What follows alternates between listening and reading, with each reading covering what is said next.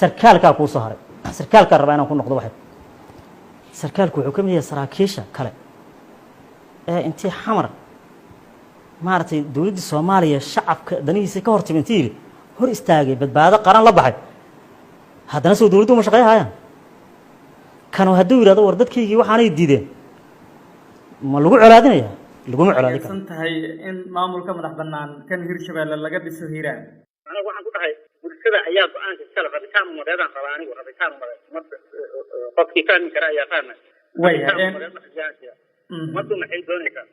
waxa ay doonayso umadan oo intaan taga ma dhihi kariyo maamul dooxada Shabeelle aan soo sameeyay mugdi madaxweynaha ka jiri mugdi kaygiyan soo celiyay ma dhihi kariyo haddaan ira cali sheegada ilaa gudoomiye hore waa asiga ana gudoomiye hore ana beledweynaha taga maanta dooxada Shabeelle maamulkeedii ay jeegan lahay qoryahayga iyo wixiigan isku soo aadisan xalay sheega waana sameey karaa waxaan ku sheegaa